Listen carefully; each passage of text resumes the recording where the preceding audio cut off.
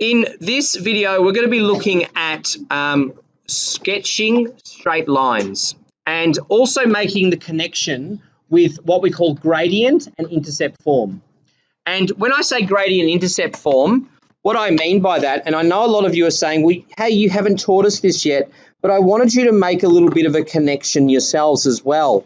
Y is equal to mx plus c. This is what we call gradient intercept form, girls. Okay, so we call it gradient intercept form. And the reason being is because when it's in this form, we can tell one of two things. M is equal to the gradient. Now, of course, you girls might sort of think, well, the gradient is the slope. The slope can be positive, it can be negative, it can be zero, it can even be undefined in some cases, but not in these sort of straight line situations that we're looking at, mx plus c. So so we've got the m is equal to the gradient, but in actual fact, that's actually equal to the rise over the run. Okay, that's a really important concept that I want you to take out of today. And going forward, you'll be able to finish off those questions no problem. And in the intercept is that C is equal to the y-intercept. Okay, it's the coordinate of the y-intercept. All right, so that is what we really want to get out of today. Now, and of course, these questions here, it says here the rule minus 2x plus 1. So in actual fact, straight away, this will actually tell me, and I don't know why that's doing that.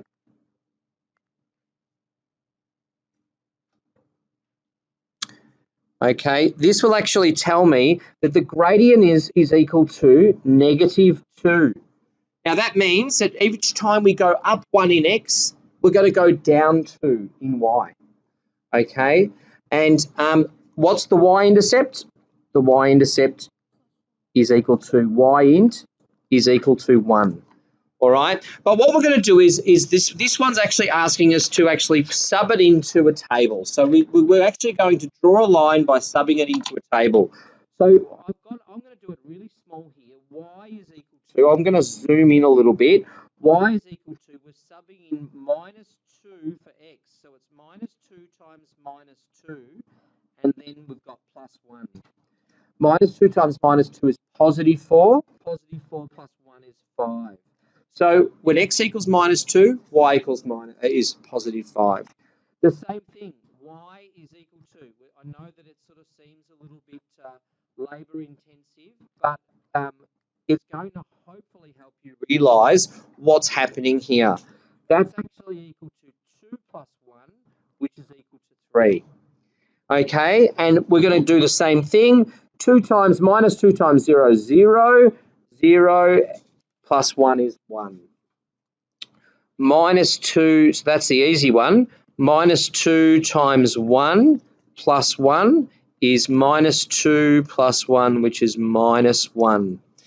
And what you might notice is what's happening to these values of y. They're going down by what? They're going down by 2. You don't need to physically do this if you notice that, if you actually make that connection with the equation. So you can see here that they're actually going down by 2. If I subtract 2 from minus 1, that's going to be minus 3. And if I subtract 2 from minus 3, that's going to be minus 5. Now, we can then go ahead and plot those coordinates and or join the dots basically. When x is equal to minus 2, y is equal to 5. So that's going to give you that point there. And when x is equal to minus 1, y is equal to 3. Notice here, this is a gradient. Let's have a look at this. Here's my run, and here's my rise. Now, as it turns out, okay, if I join those 2 points together, you can see there that the rise is actually negative. It's not rising, is it? It's actually falling. Okay, so my rise over my run, can you see there that if I did m is equal to rise over run, my rise is negative, which is negative 2, i.e. this distance over here of this triangle. I've got like a right angle triangle over here. This distance here is 2, but in actual fact, in terms of how much it's rising, it's negative 2. And of course, the run in this case is we're just looking at 1. So minus 2 over 1 is just minus 2. And that's actually what's happening here. Minus 2, and so on and so forth. But if I could join the dots. I can go down across 1 and down 2. You can see there that's the y-intercept. Okay, the y-intercept here. Y-intercept has a coordinate of 0, 1. And look at that. There it is. That's the y-intercept. And that also happens to be this thing here. My y-intercept in this y equals mx plus c form. And girls, we could keep going like so, and like so, and like go across 1 and I go down 2, 3, negative 5. And we're joining the dots, aren't we? And a line, of course, goes forever, but of course, we've just been given a line from negative 5 to 5, so we're just going to stop there.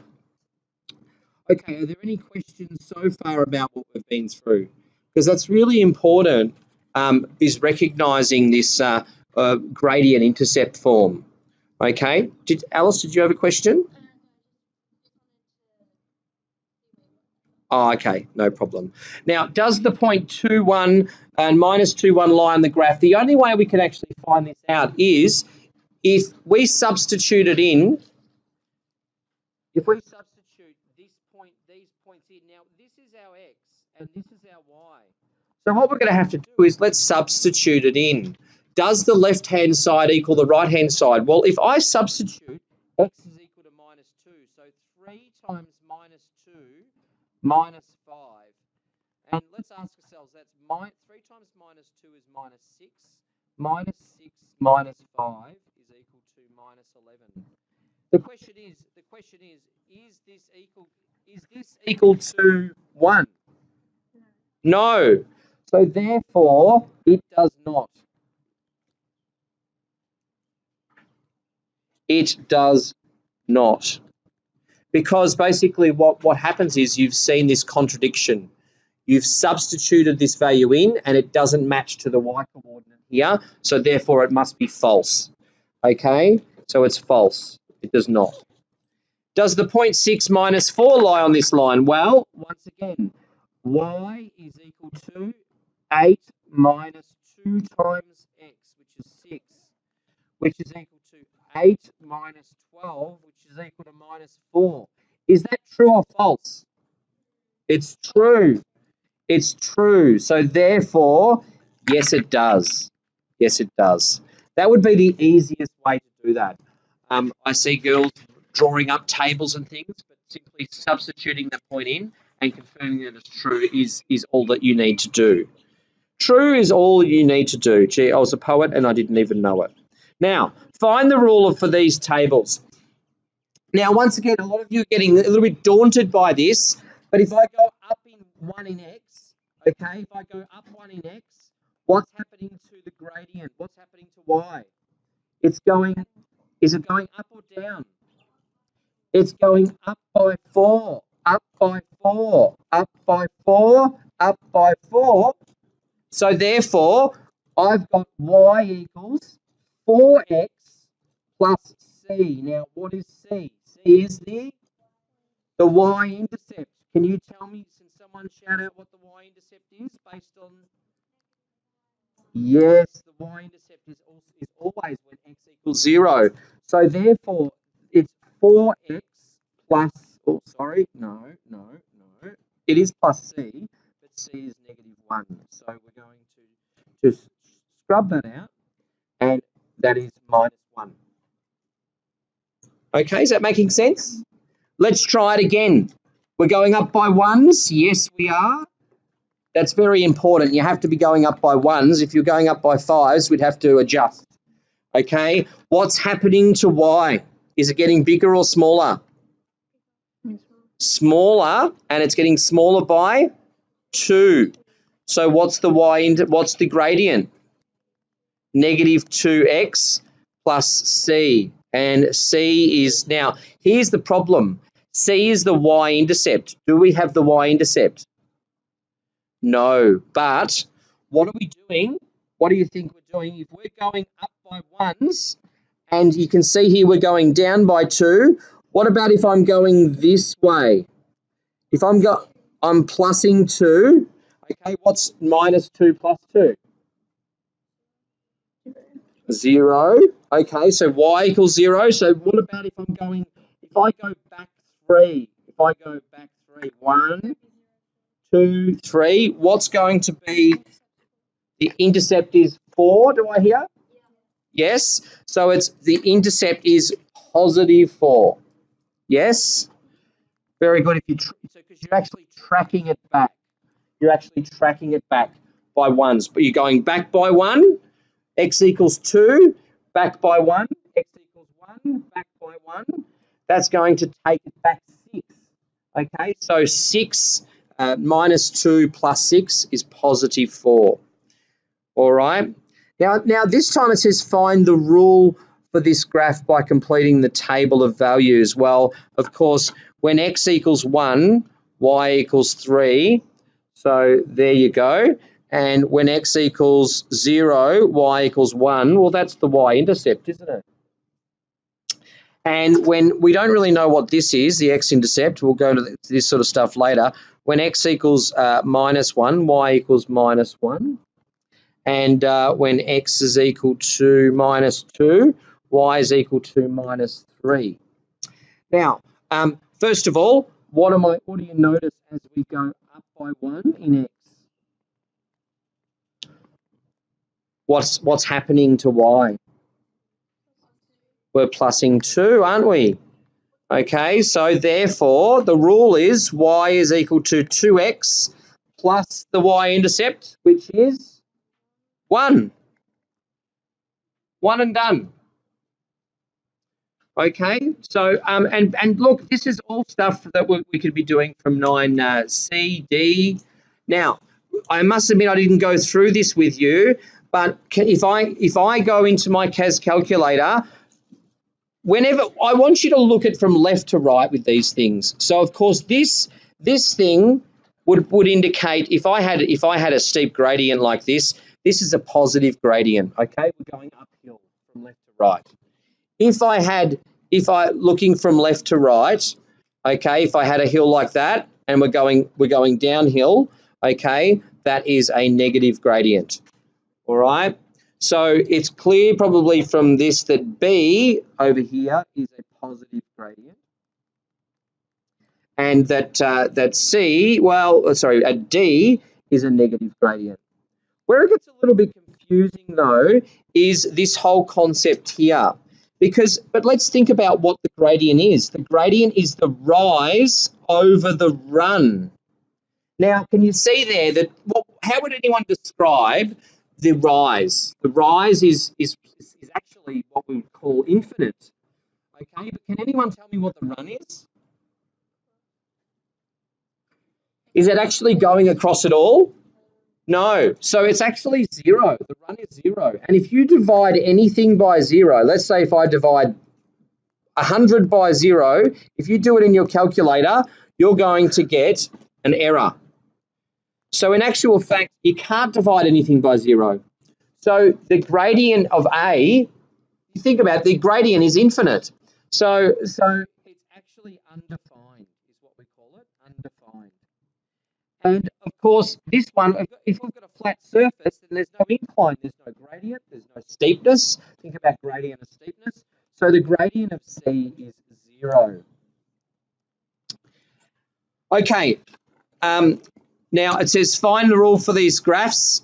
This is where I think the best way for these to do it is to actually look at my rise and my run. How many squares up do I go? How many squares up do I go? I've just created a triangle. Okay, and it says here I've got a coordinate 3, 5. You can see there that that's actually 1 square, 2 squares, 3 squares, 4 squares, 5 squares. So I have a rise of 5. And I have a run 1, 2, 3. I have a run of 3. And of course, this slope is a positive slope because left to right, we're going uphill, aren't we? So y is equal to mx plus c. So what is my gradient? My gradient is my rise over my run, which is equal to, yes, it rises 5 and the run is 3. Very good. Now, we then have to sort of ask ourselves, what is c? What is the y-intercept? What is the y-intercept? The y-intercept is equal to 0. It actually goes through the, what's starting with O? It goes through the origin. Very good. So therefore, our answer is y is equal to 5 over 3x. And yes, c can be 0 plus 0. You wouldn't write 0 though, would you? Okay, that just would be silly. Okay, there's no point doing that. My actual answer is y equals 5 over 3x. And whenever c is 0, it goes through the origin. Okay, now let's have a look at this. I've got 2 points on this graph. What is, first of all, what's my gradient? Emma, what's my gradient? Is it positive or negative? It's negative. Okay, why is it negative? Just one sec, I'm just coming over to you. So you're going to explain. Why is the gradient negative?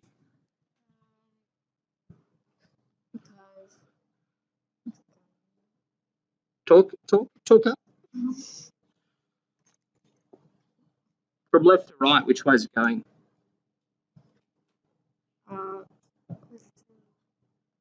It's going down. Okay. So think about, we're skiing down a slope, aren't we?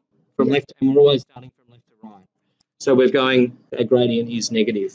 All right. So in this case, then, what's the rise? What's this distance here? What's this distance here?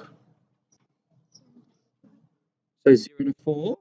Okay. So this is the rise, and this is the run. So the rise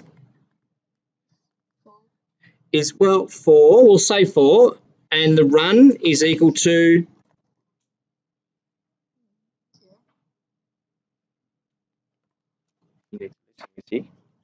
All right. The run is equal to 1. So we're drawing a triangle, a right-angled triangle. The run is equal to 1. So now just quickly, m is equal to rise over run. But the problem is this 4, okay? It's not positive 4 because it's not rising, is it? It's doing the opposite of rising. It's falling. So the opposite of rise is, or falling is negative. Okay, so negative 4. So let's do that. Negative 4 is equal to negative 4 over 1, which is equal to negative 4. So now we've got a y is equal to minus 4x plus c. What's c?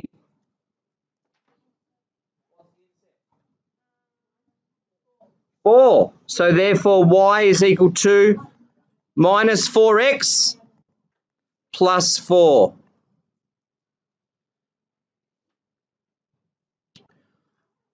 Okay, now girls, just quickly, whenever you're doing this rise over run stuff, you need to do this. For example, there's no point drawing a triangle from here to here, like so. You need to be able to pick 2 distinct points. So you see here that there's 2 distinct points here, here to here. All right, and it's quite clear that what those coordinates are. So what you need to do then is you need to identify on the triangle what points you're looking at. So here's my run, and that distance you can count by the squares. My run is 2, and my rise is 1, 2, 3. Okay, so what we can say is that the m is equal to rise over run.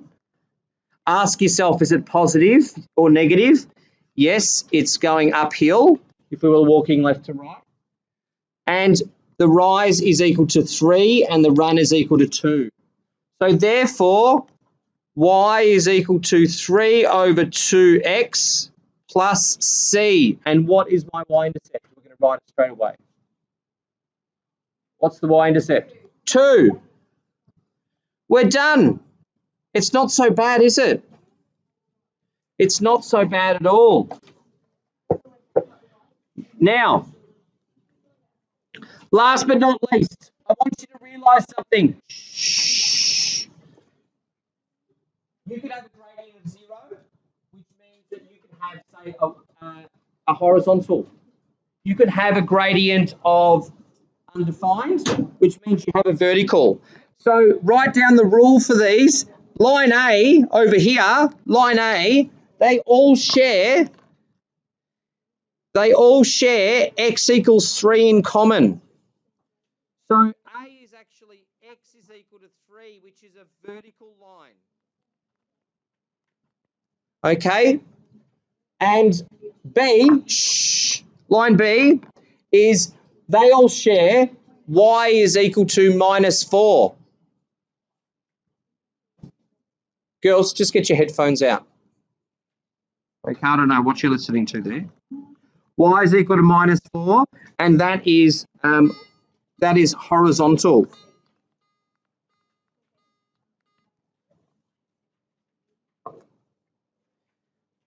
Now, let's graph these lines. Y equals 3. So y equals 3. Well, first of all, y equals 3 is here.